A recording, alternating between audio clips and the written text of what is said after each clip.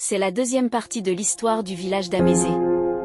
Un jour, les sages du village se sont réunis autour du roi pour trouver une solution aux problèmes que le peuple véhicule.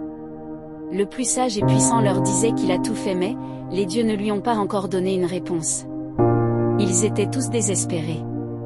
Ils ne voyaient plus de solution à leurs problèmes. Ils étaient en pleine discussion sans trouver une solution quand un jeune était venu avec son grand-père pour expliquer le rêve qu'il avait fait. Le vieux leur disait « Je vous salue, peuple d'Amézée. Ce jeune homme est quelque chose le plus important à nous dire. » Un sage demanda « Est-ce que s'agit de notre trésor qui a disparu ?» « Oui, répond le vieux.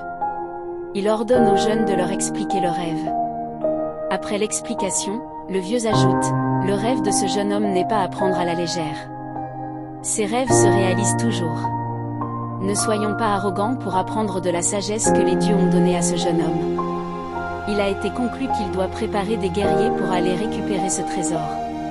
Ces guerriers ont été rigoureusement formés pour aller récupérer ce trésor. Le formateur leur dit « Je ne me suffis pas pour affronter Alodji qui est une forêt dangereuse et mystique. Vous êtes formés par moi. Ajoutez votre sagesse et faites preuve de bravoure. Vous devez revenir ici avec ce trésor et tout le peuple s'en réjouira. » Après avoir fait des jours de marche dans la forêt, certains se sont retrouvés épuisés et assoiffés. Mais, ils se sont encouragés et poursuivaient le chemin. En évoluant, ils sont tombés sur un flaque d'eau. Sachant qu'ils sont dans une forêt mystique et dangereuse, ils devraient faire attention à toi ce qu'ils allaient voir. Mais, étant affamés et assoiffés, 2 d'entre parmi les 7 étaient tellement contents et ils sont rentrés dans cette eau pour boire. L'eau est devenue rouge et les 2 sont morts. Les autres étaient désespérés et ils pleuraient.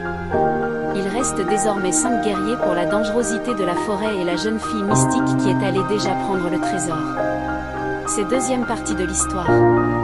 Si vous avez aimé, likez, commentez et abonnez-vous pour la suite.